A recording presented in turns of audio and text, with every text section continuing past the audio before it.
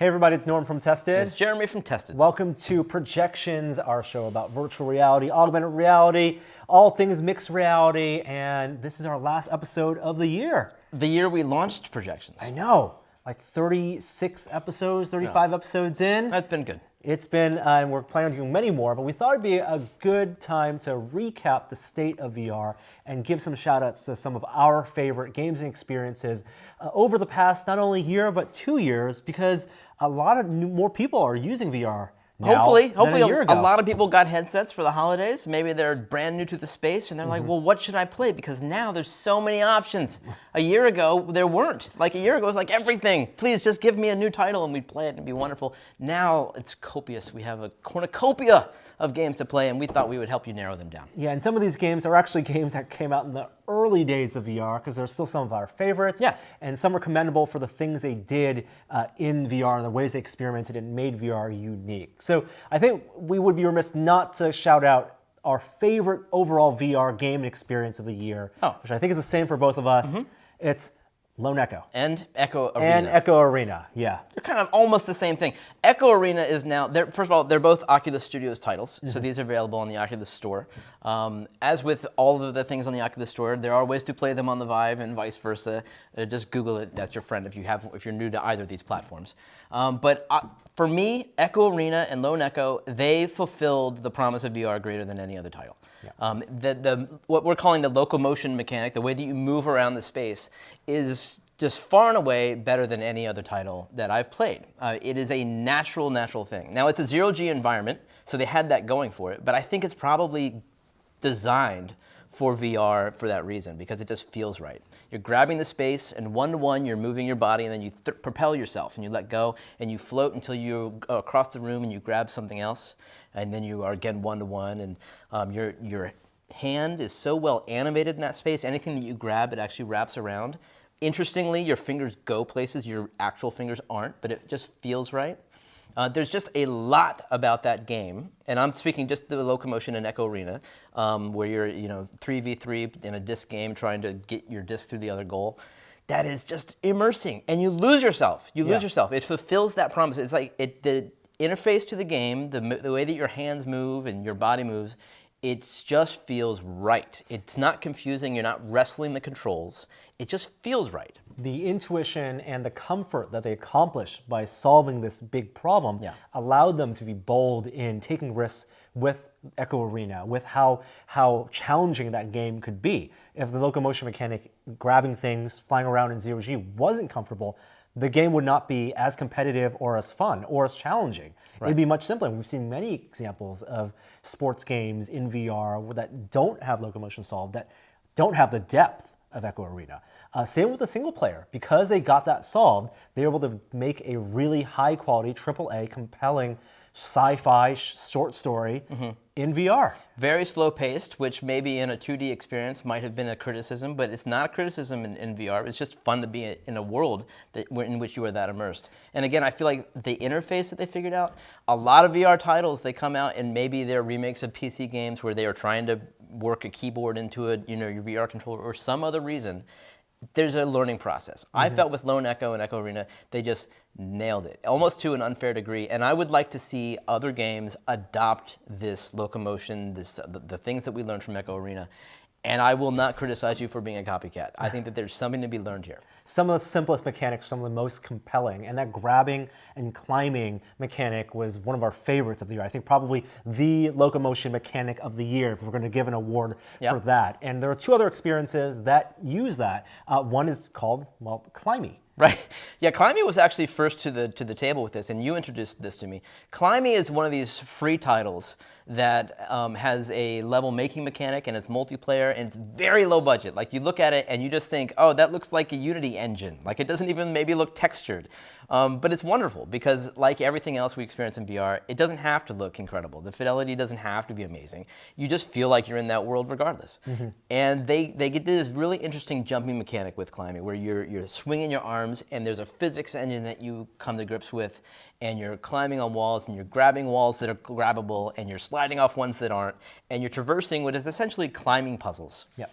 And I got to tell you, of all the games this year that people have come to my house and played, this is the one that I think has gotten the most love. Yeah, because you understand the natural fear of heights that people have, exactly. right? And so it takes advantage of that, and it does a thing that on paper should not sound right. Your feet are planted on the ground, but in space, you're hanging in the air, and you don't care. Right. That disconnect is not bother you. You still have the fear of don't want to let go, of grabbing the next thing, vaulting over to the next thing. And that's something that not only Climbey did, but also the Climb did as well in introducing motion controls. First it came out on gamepad, and it was a good game. They did a very interesting thing with gamepad, but it was clearly destined for touch controls, and it became even better, I think. This strange feeling of moving your body one-to-one, and you do things as you would in Echoarena or Climbey that would be physically impossible if you shake your hand really fast. But the fact that you do remain one-to-one keeps you grounded in the space. It doesn't make you sick.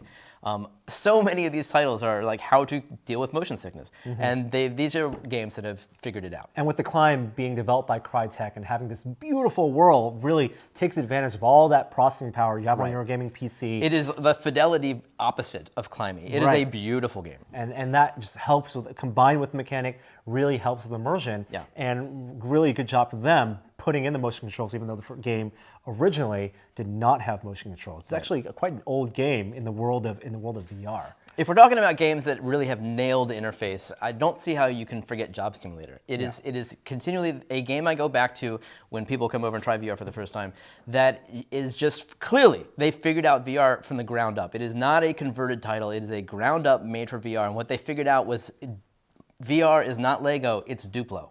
And you have all of the pieces that are just gigantic and big knobs and big things that you combine, and you feel like a child when you enter this environment. And you can mix things together. There's an assortment of Easter eggs you can discover. And it's just fun to explore that world and be challenged by the puzzles, but really just have fun in this sandbox. That is really well designed too, because there are different size rooms based on how much space you have in your play space. Yeah, and your brain has no problem with turning the dial on a Duplo oven versus the frustration of seeing a real scale oven dial and not being able to do that. Exactly. Right? And they took those lessons, developers of Job Simulator, Alchemy Labs, to their second game, Rick and Morty Virtual Reality, which basically is a skin version of Job Simulator with a story, but took a lot of those lessons and making these systems interactive and as a narrative fun game with the humor of the TV show. I think it was a huge success in not just being a tie-in, but being a standalone fun interactive VR game. Yeah, absolutely. So a brand new game, probably the newest game on the list that we give props to is LA Noire VR Case Files. I felt so immersed in this game from a story standpoint. I just loved the feeling of I was a police officer in the 1940s, which is not something I've ever desired to be. But I haven't enjoyed a story like that since playing adventure games, you know, in the 80s and early 90s, which that I've had no interest in the longest time. But I feel like VR could offer the reinvention of the adventure game in a very compelling way. And I think it was really smart of, we talked about this last week, of Rockstar to look at their titles and pick the one that made sense in VR. And it wasn't about capturing, what is it about capturing the LA Noire game, right? Interrogating people, interviewing witnesses, solving mysteries by collecting evidence. What about that made that work in VR? They connected the dots. Whereas, we talked about when we reviewed Doom VFR, a game that on paper sounded like it, of course, was made for VR. Right. They didn't necessarily get all the mechanics adapted properly to make it as fun as I thought it could be in my head.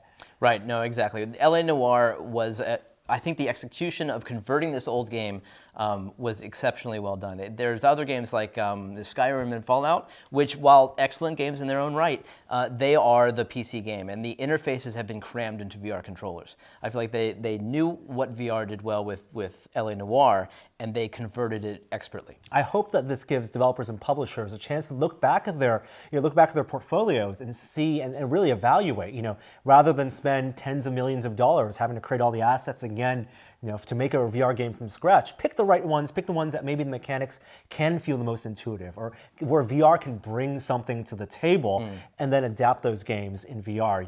Maybe a Star Wars game. That would be pretty cool. And you mentioned Doom, it's a shooter, and there are a lot of shooters. I think a lot of more shooters this year than any other big budget title. And one of the ones that we had the most fun with was Robo Recall. Well, Robo Recall is a free game on the Oculus Rift, so that had that going for it. But I absolutely think it is an expertly done game. It uses the teleportation mechanic in a way that is maybe a case study for the way to do it. It's you teleport from one spot to another, and when you do, it slows down in the bullet time. In fact, a lot of the shooters this year use a bullet time mechanic. Yep. Which is interesting for VR because it feels much more immersing, but it's also a way to deal with that fast-paced kinetic energy that a shooter brings to it. But the Robo Recall, the fact that you can rip arms off, that is not something you're doing in a standard shooter. The fact that you teleport over somebody and then you grab them and throw them and it becomes a visceral, actual physical engagement rather than a simple point and shoot shooter, that's what made Robo Recall work so well for me. And fast pace, too. And another shooter that actually was slow pace, but did the same thing in that, shooters, you think of long distance encounters, the best shooters we found actually were close, near-field encounters. And on the slow side, you had Super Hot VR, a game played entirely in bullet time, where the physicality of your body being tracked and your hands being tracked made that shooter a puzzle game, and to me, one of the most innovative VR experiences to date. Well, if we're going to talk about the classics, I would have to say Space Pirate Trainer. I keep bringing that up every time VR comes up as the Galaga of VR. I still think it is the arcade version of the VR classic. And it improved substantially when they released the 1.0 version just actually a few months ago after being out in what I guess was a beta form for several months, if not a year. And it adds motherships and a better progression. And it's really well tailored. There's a lot of fit and finish to the game. There's a nice party mode, so if you have friends over, you just put it on this mode. Anyone can put the headset on and just start playing immediately. It is a standing in place. It's not a room scale game, but it is terribly immersing and just a blast to play. And a lot of the times when we describe VR games, we have to use analogies to games that from our classic arcade games, the first of those genres, or PC games, flat screen games, and console games. One game that I loved in VR this year, I don't think has a perfect analogy in any platform, and that's the Invisible Hours, an immersive theater experience where you're spending 2 hours following along as a ghost in a story, like not a literal ghost, but a non-interactive character in a story, and watching basically performance capture unfold, a story unfold before your eyes. Yeah, this is the game that's interesting because you can control that rate too. You do have God abilities, and but you are not involved in that world. You don't engage with anything. No. You don't have physical capability in that world at all. You're not affecting the other players. You are an observer, and you feel like a ghost almost in this space. It's not what you consider. Let's make a VR game out of, but it works well, doesn't it? It works so well, and it lets performance really intimate performance really shine in VR, where I could be watching it on a screen, a video of someone acting this out, or I could be watching a cutscene on a monitor for a console game. But the fact that I'm standing next to the character, seeing them yell at another character, and seeing that character cry or lash back out, feeling like I'm in their physical space, that's something that only VR can bring. And then writing a story that has multiple perspectives, it's a classic, classic telltale tale of everyone has a different version of their story. Being able to use that replayability as a mechanic to find the truth in the story, I thought was just brilliant. With the Oculus Story Studios now shut down, we did at least get a few stories out of them before they did, and they were all experimenting with narrative as well. Exactly. And I think narrative in VR has tons more potential, more potential than standard 2D games ever did. Yeah, well, there are also plenty of games that don't need narrative at all, puzzle games specifically. And one of the ones that first debuted on PSVR and now is on Steam VR is Super Hypercube. You love this game. I would call it, to use an analogy, the Tetris of VR. Okay. And this is a game, it's that Fox TV show Hole in the Wall where you got to get the shape, rotate it, and have it sent through and hit the silhouette.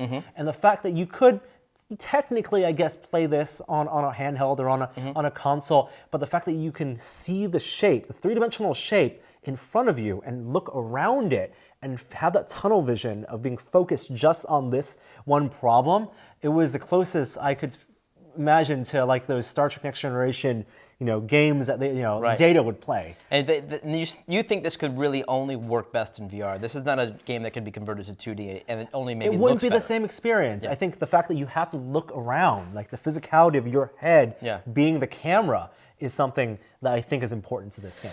Well, combining puzzle games with what we were talking about a moment ago, adventure games, there is the Gallery. Now, the Gallery, the first episode came out ages ago. It was one of the first Kickstarters when the Oculus Rift was still in developer kit status. But the episode 2 came out this year, and it's just great. Like, they really have figured out VR puzzles. There's a lot of mechanics that almost make you feel like you're at a carnival, you know, playing games that require some finesse and fidelity, and you're moving things, and things envelop you in your hands. And they have experimented in that space from a puzzle standpoint and from a sort of an adventure standpoint, I think better than any of the other guys. Yeah, really taking advantage of that pixel precision. Yeah. You know, a lot of games, and you have it in a shooting game, it is still pixel precision, lining up the sights, but here it's slow-paced, thoughtful, methodical, and great production values all around. I think it's definitely worth checking out. Yeah. Now, one of the best things in VR isn't just solving these puzzles by yourself or doing any activity by yourself. We've said, and we've been big proponents of social in VR, and I think no experience gets that lockdown better than Rec Room. Isn't that funny? The free game. Yeah. Like the free game figured it out. And maybe that's no coincidence because there's always people in there. It's going to be social experience no matter what. And honestly, social experiences that are public aren't always the greatest. Like if I go into Echo Arena these days, it's a crapshoot. You're not sure what other people are going to be in there. Maybe there's going to be a bunch of 7-year-olds that are just like futzing around. They shouldn't be in the game. Who can say? But in Rec Room, there's some weird stuff happening, but it is definitely social and a brand new thing. However, it's on my list for if you go in there with a group of friends. Because if you go into Rec Room and don't hang out in the lobby, just dive into one of the quests. The quests, whether the space one or the medieval one or even the new laser tag, it is a blast. I mean, it is like best game of the year level enjoyment that you can have. The graphics aren't phenomenal. But they embrace that. They make it look like a high school production of some drama department, and it's just what they understand VR and they understand pacing and how difficult enemies should be and how I should engage with those enemies, and they're doing great work. They really simplified again. Once you get mechanics comfortable and simple, so you're not worried about fiddling with that. Yeah. Then you let the parts of VR that can shine really shine. Yeah. And in that case, it's just feeling like you're in the same room as 3 of your friends. Exactly. And letting the conversations flow naturally, and you're literally just hanging out with a purpose. It's what I wanted so badly from Star Trek Bridge Crew, and which Bridge Crew delivered for the first 20 minutes, but then you feel strapped to your controls and maybe the missions are too repetitive. But Bridge Crew is one of those games that was so close this year to being phenomenal, but it just didn't quite work for me. And Bridge Crew, you're controlling a spaceship, and also one of the oldest VR experiences that I think they've still been improving over the years. If you want to feel like you're in command of a spaceship, you can't go wrong if you try Elite Dangerous. This is, yeah, you sure. can spend hours and hours. It's a simulator. This is our first favorite game. Yeah. Isn't it? I mean, it's totally. It's proved that cockpit games were comfortable in VR. Yeah. We had it with the DK2, and now that we have higher fidelity headsets, and now that you have great, track controllers, and even you play this with a HOTAS controller, they've added more content and content and content. This is a game where you can really feel like the world is real and that the universe that you believe in is real because you can fly anywhere. Right. You can interact with giant space stations. You can upgrade your ship. It really feels like there's like another dimension that you're being teleported to. Totally. Now, wearing the headset in that world may be a little straining because there's a lot of just doing nothing sometimes. Mm-hmm. And so there's some features that we want to give a shout out to, especially Oculus Core 2.0, that make experiences like Elite Dangerous even better. I can see how features like Core 2.0 will extend to Vive probably in the near future. It's just too good.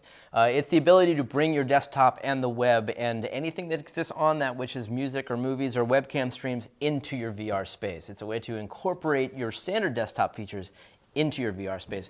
And even Core 2.0 doesn't nail it. Like, I want it to be in my space. I want it to be nailed onto components in my VR space no matter what game it is. And of course, these are wish list items. But I think that's going to be a big trend next year that we're looking forward to, is how do we blend the worlds? Not just real world to VR, but also possibly VR worlds. I want to be able to make something in medium and just drag and drop it into another VR space, maybe my home in one of the the core environments. You're talking about the mixing of realities, which will make a lot of sense for mixed reality systems that these all are. So those are just some of our favorite VR experiences from the past year, 2 years of using VR. Of course, there are plenty more experiences out there, some of which we haven't had a chance to really dive into. A whole world of PSVR games and a lot of games coming out next year as well. We'd love to hear from you what some of your favorite games and experiences and notable moments in VR were. Just post in the comments below, especially for new people who are just jumping into VR. And before we wrap up, we also have a special feature. We were able to visit Pixar Animation Studios. Filmmakers of some of our favorite They know films. who Pixar is. Yes, of course. They recently collaborated with a company to make Coco VR, which was a promotional VR experience for their latest film. And so we've been curious what Pixar thinks about VR and storytelling in VR. And so we chatted with the producer of Coco VR about his thoughts on that.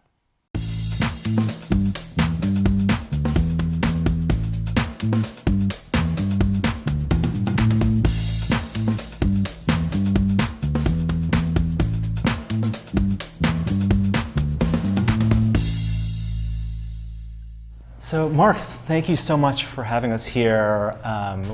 We really love Coco the film. We thought Coco VR was such an interesting experience. Could you start off by just telling us how this idea came about to do a VR experience in the world of Coco? Sure. Pixar had been kicking the tires about virtual reality for a number of years, or a couple of years anyway, and we were looking for kind of different projects. We had thought potentially we would do something narrative, but we've always felt like if the right entry into virtual reality would be in support of one of our feature films.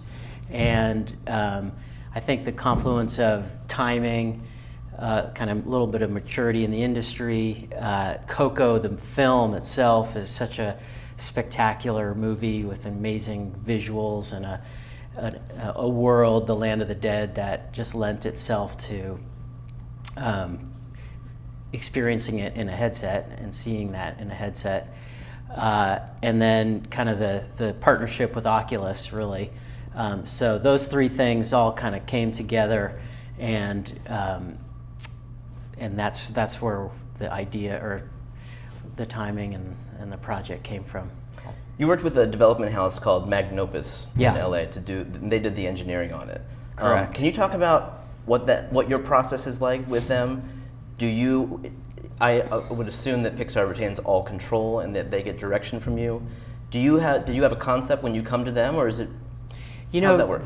because they had a lot more experience than we did in virtual reality. Mm-hmm. It was really a good collaboration, frankly, with them, as far as kind of giving us some guardrails to watch out for, or things to think about as we're developing the creative. And then obviously they're part of the overall deal, so we needed to make sure that our appetite matched with what the feasibility was, given the project scope.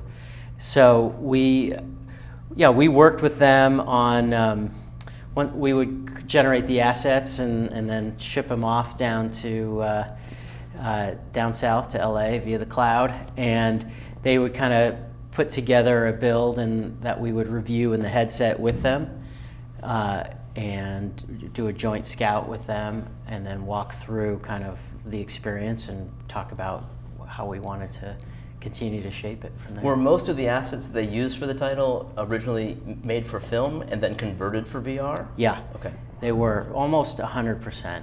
And in a lot of cases, we repackaged assets from the film. So like the VR experience takes place in kind of a big plaza, the heart of it. And that plaza exists in the film, but the offshoots and the branches from that plaza, we stuck things together onto that.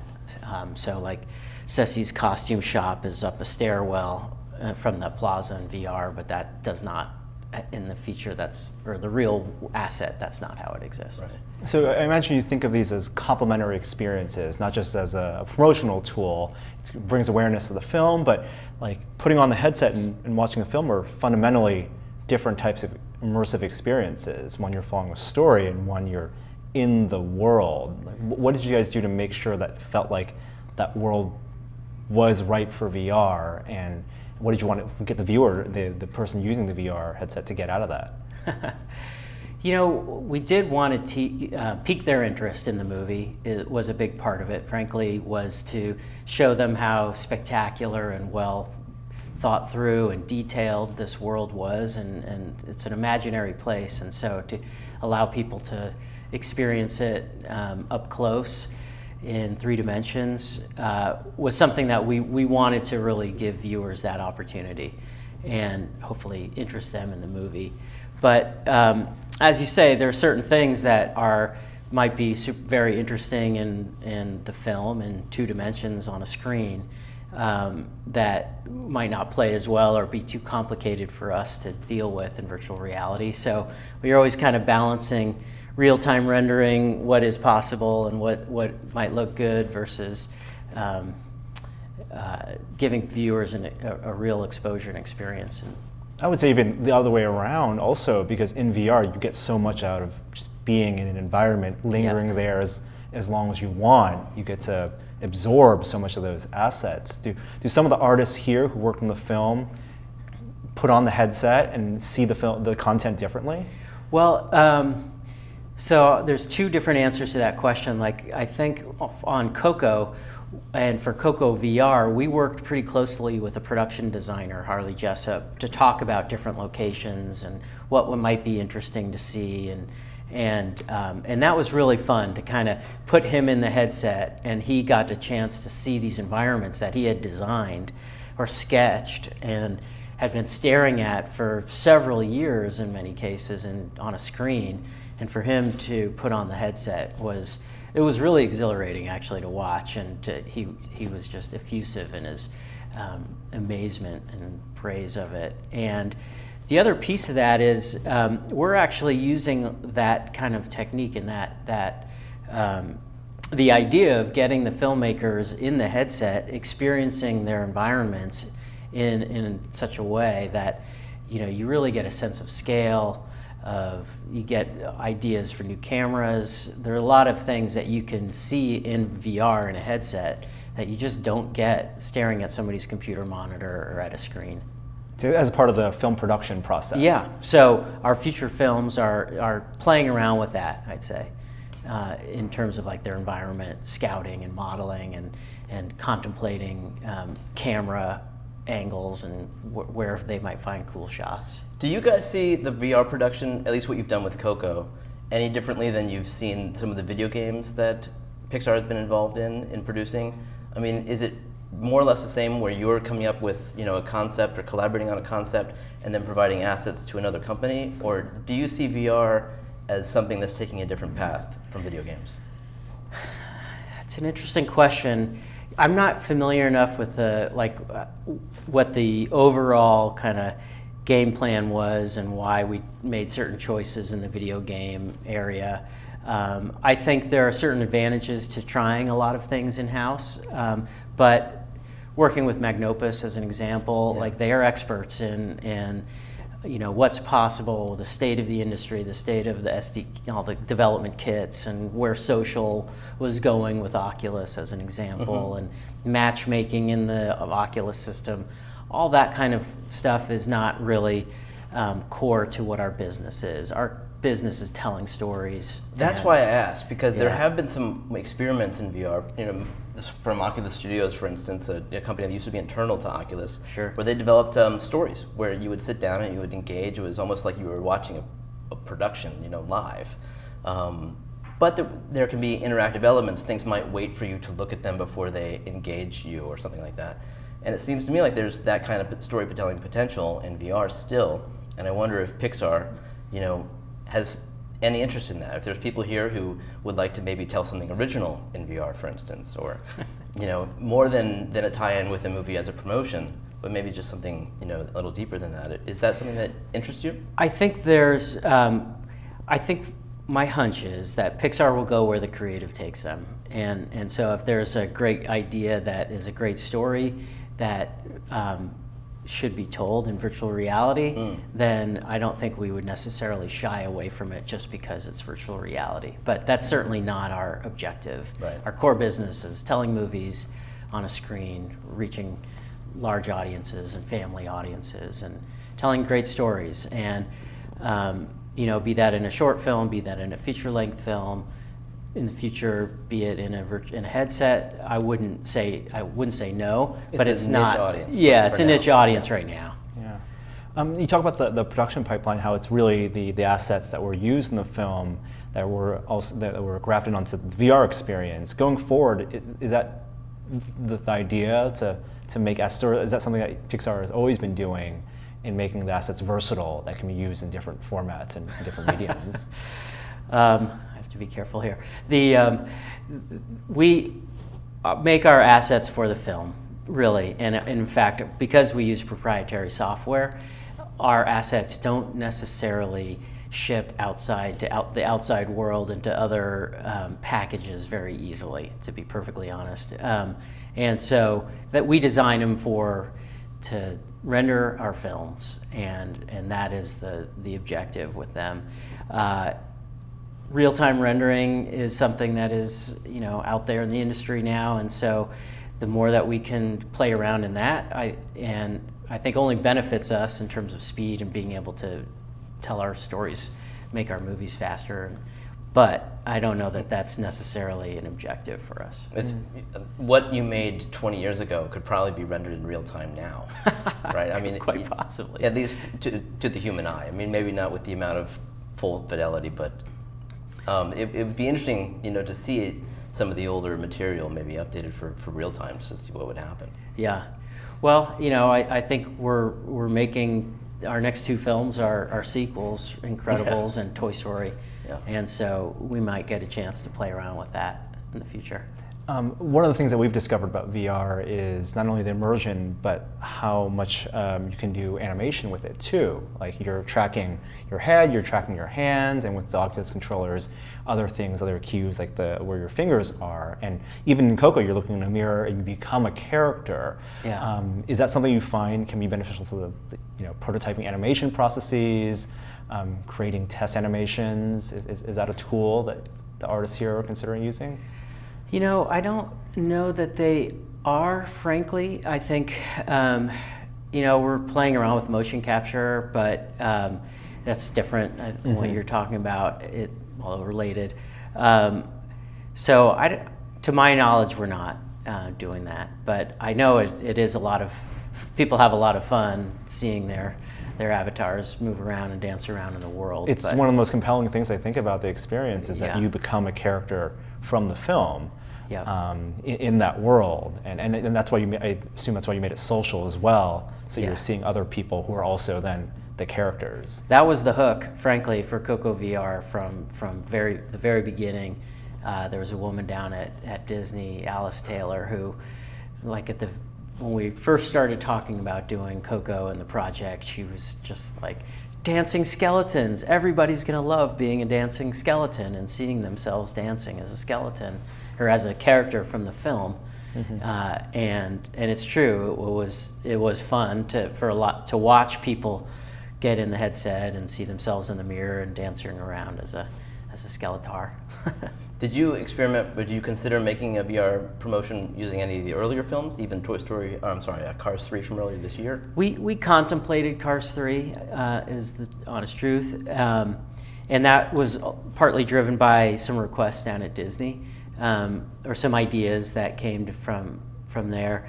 But we felt like Coco really was the right timing for us, as well as the right material. Like that imaginary world was so fantastic. It is a good word, yeah. And I can see some of our future films also lending themselves quite well to something in virtual reality or a promotional piece, so to say. Because at some point, if you let the user become a character, you lose control of how that character is represented. Storytellers have a hard time with that. Yeah, that's right. Well, storytellers have a hard time with virtual reality. Frankly, it goes a little bit against kind of what you're taught and what you learn in terms of directing the eye and where you want people to look and choosing your cameras. And in this case, you can go anywhere and look at anything. And that was one of the more interesting things for me is we spent a lot of time on the little bit of animation that is in there. We animated in-house first, and we spent quite a bit of effort on that. And you know, Pixar quality animation is a pretty high bar, and you watch people in the headset and watch people in that final scene on stage with Hector, and people are moving doing the shakers and checking out the band and throwing shakers at each other, and not watching Hector the work. necessarily. Yeah, and so it's which is fine, but it's also like, oh, okay, it's a lesson learned. How do you direct their eye to look there, or do you want them? Do you not? Where do you want to spend your dollars? Right. It seems like it's more of a live performance, like it's a stage performance. Exactly. You can't control what they're looking at. That's right. And yeah, that's interesting. But that also means it lends itself to replayability in a new way, where you go back and you can experience something entirely different. That's exactly right. Yeah. Does you imagine it might change the way you think about telling a story, that you're creating worlds, story and worlds hand in hand, but you have to pay as much attention to the world as also the characters in the story? Yeah, you have to. I mean, we pay a lot of attention to the worlds that we create in our films. The details are so richly thought through, and I hope that shows in being able to go explore in Coco VR. I mean, it's a lot of beautiful detail in there. But like you're saying, I think that just that in and of itself is part of the experience, right? And the more you can actually interact with that world and the set pieces and the environments, I think the more engaging it'll be for audience members. Do you feel like the power of computers right now is up to what you would like to do in VR? Or is it just the beginning? I think it's headed there, Okay. for sure. I mean, you know, crowd scenes are really hard to portray in VR, and frankly, some of the detail and some of the animation, you know, it's the divide of game engine versus feature film. Right. We see that playing out a bit, but it's catching up quickly, obviously, and it's exciting. I have no doubt that you know, we're still scratching the surface of what this industry can be, both for storytelling, for promotional pieces, for many, many things. You've been at Pixar for a long time now, so you've seen the animation industry change. Do you get that vibe a little bit from VR? Like there's a path forward? Yeah, what do they call that? There's like all the excitement building up, and then the reality Trough hits of in. There's the disappointment, trough yeah. of disappointment, and I think we might be kind of, frankly, in that a little bit. But I also think that that's just setting the stage for kind of what comes next, really, because you know, in my mind, there's no question that this has a place as a supporting promotional pieces for films, for example. It has a place for education. It has a place in storytelling. It's just trying to figure out the right way to tell those stories. It's a theme park ride that you can experience in your living room, you know, on your couch, or frankly, or standing up in front of your computer, and that's exciting, you know, and that a lot of great creative minds, I'm sure, are going to start like chipping away at what to do in that space. Now, we come from an old PC gaming background, and it seems like PC games had reached a real apex where it's just the graphical fidelity is unreal now, and you can do so much, almost anything that you want to do. Whereas VR has rebooted that, and it's now we're back to low res again, you know, and we're back to like system requirements, and the requirement is a high-end system. Yep. And that's exciting because, you know, you're at the beginning of something again. Yeah. And the possibilities are now just being discovered. And I know we would love to see, as much as we love Pixar as a movie studio, that we'd love to see that imagination applied to this new medium so much. Yeah, and I think as the, you know, fidelity improves, as the technology improves, it'll open up new doors to being able to tell new story or tell stories in different ways. That is exciting. I have no doubt about it. And this is coming from somebody who, you know, I prior to Coco VR and playing around with that and prototyping that, I had barely put on a headset. So I'm brand new to this medium. But I see a lot of possibilities with it for sure. Awesome. We can't wait. We can't wait to see what you guys come up with next. Can't wait to work on it. Thank you so much. Yeah, you're welcome. So I thought that was interesting. It was clear to me after chatting with them that Pixar is in the business of making movies. No, right? this was a promotional piece that they made. This is not their Piper of VR, in VR, or any of their other shorts that they've made that are brilliant. What I desperately want is for that creativity to be applied to something original. Right. And I guess maybe that came out in some of my questions. But it is my hope that Pixar will see VR as a medium for storytelling, just as much as Oculus Story Studios did, or some of the other artists that we see out there. And they are using VR as a tool. Right, they're using it to experiment with scale and to previs some of their graphic environments. Yeah. Maybe they're not using it for animation, but they told us after the fact that he wished he could have used VR for Piper, which he produced. Yeah, exactly. That was the short that aired in front of, was it Cars 3, where it was a small bird on a beach and it found bugs under the water thanks to a crab, and it's a wonderful story. But he said they had such trouble with scale in that movie, and having VR as a tool would have helped them tremendously. Mm-hmm. And he, in fact, said that they are using it on other titles, converting some of their assets into a game engine and viewing it from inside. And VR is a collaboration tool on developing other projects. They have their hands. Disney has its hands in so many things like theme parks and some of the rides, for example. VR makes a lot of sense, not only in the rides, but the way to previs what the experience is like. He said that they actually prevised the entire Finding Nemo submarine ride in Disneyland using VR, such that you were actually in a virtual submarine riding the ride. And they said that was the best way to convey what you would see. Because have you ridden that ride recently? Yeah. You look out the window and you see characters out there, but I could imagine developing that might be a challenge because you're not sure what people can see through a submarine window.